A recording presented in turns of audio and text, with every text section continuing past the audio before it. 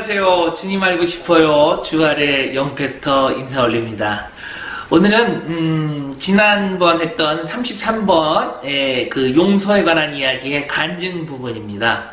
아직 33번을 듣지 않으신 분은 우측 상단에 있는 요거를 이렇게 뭐 나와 있죠? 요거를 클릭하시면 그리고 먼저 청취하시고 돌아오시면 이야기가 이어질 것 같습니다.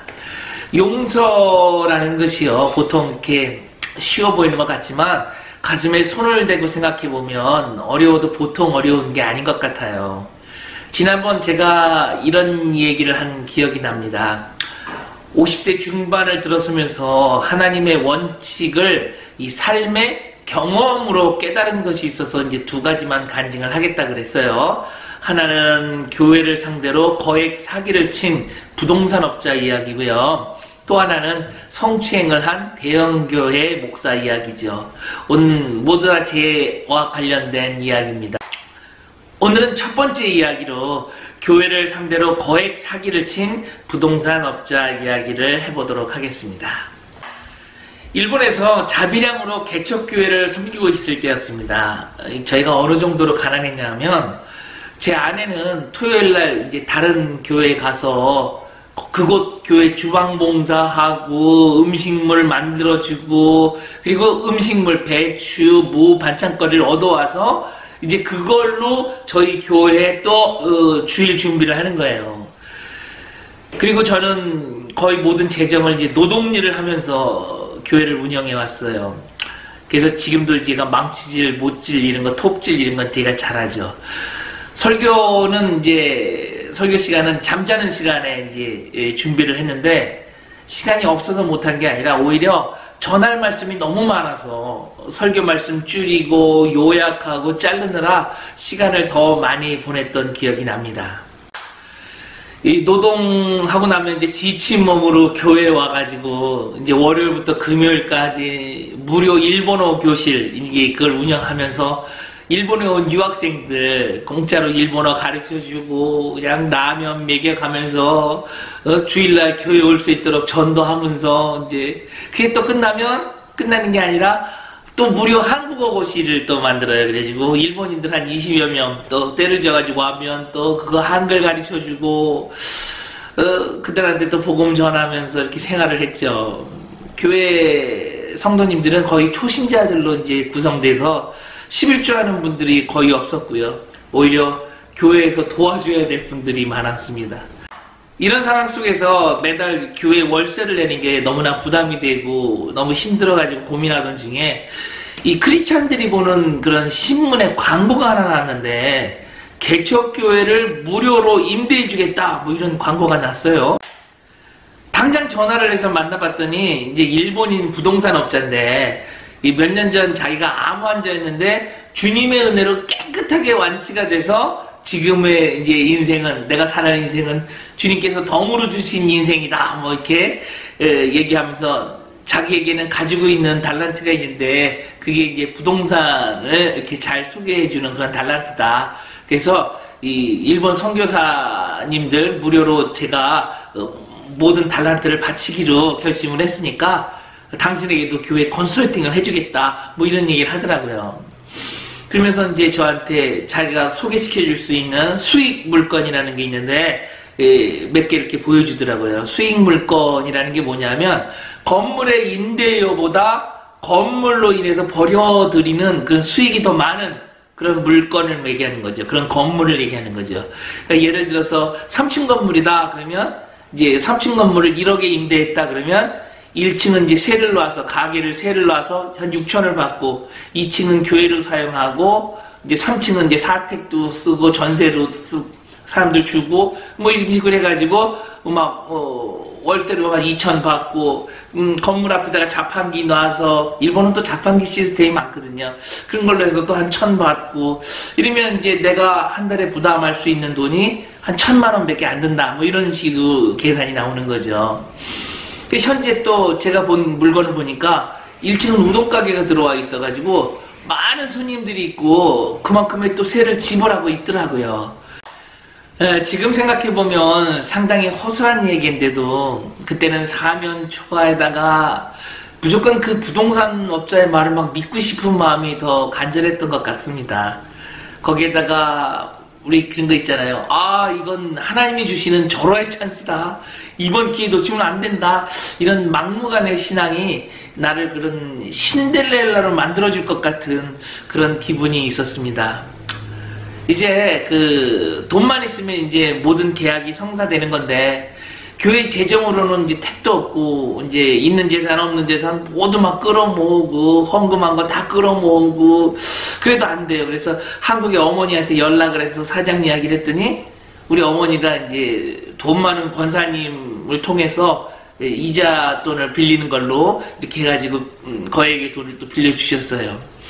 그래서 이제 돈이 준비가 돼서 기쁜 마음으로 계약을 했죠. 계약을 한 그날로 사기당한 것을 이제 알게 되고 깜짝 놀라서 이제 경찰에 신고를 했는데, 그 경찰에서 이제 여러 가지 조사를 한 다음에 하는 말이, 이건 형사소송이 안 된다. 민사소송을 해야 된다. 이건 민사소송은 또 몇 년 걸리는 것이니까 이렇게 금방 해결될 것이 아니다. 이렇게 얘기를 하더라고요.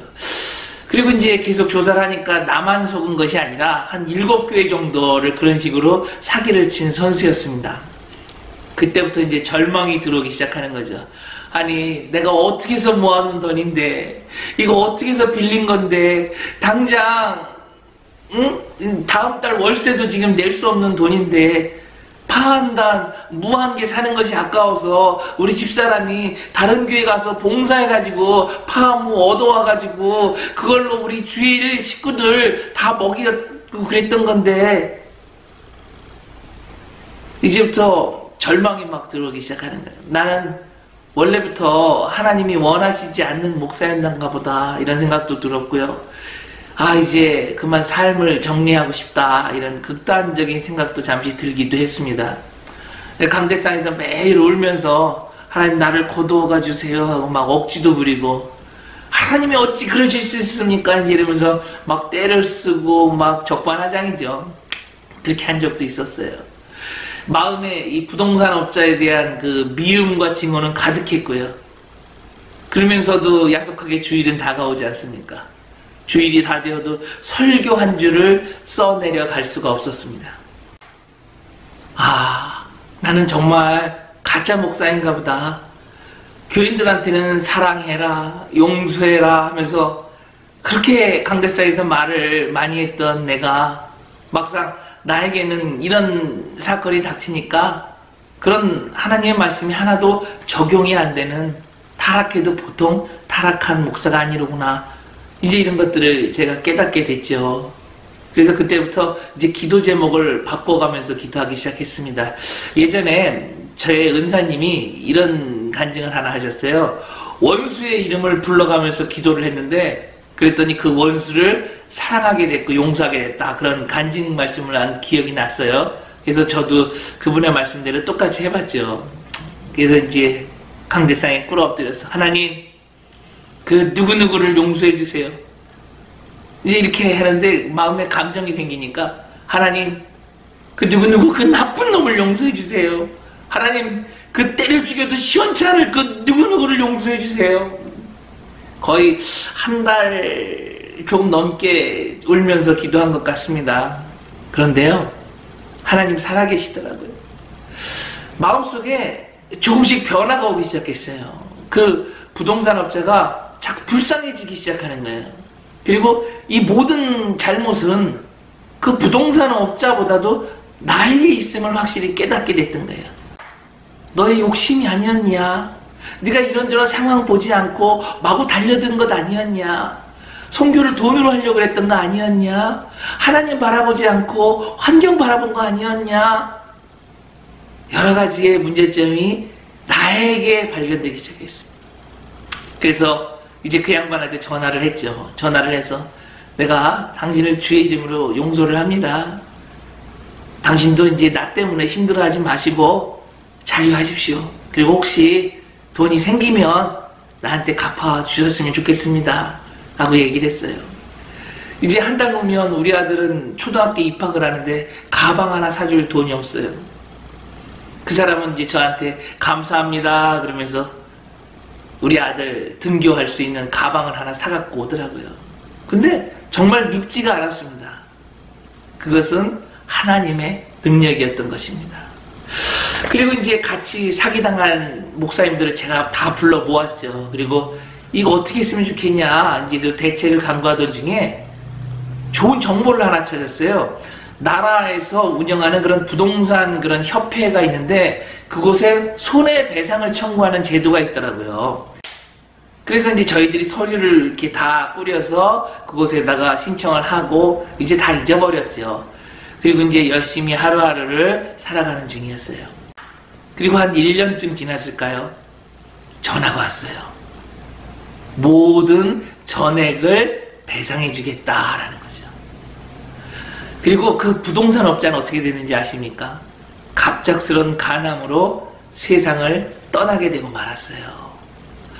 이 사건을 계기로 하나님의 말씀은 1.1획도 변하지 않고 그대로 이루어지는구나, 이것을 깨달았습니다. 어떤 말씀이요?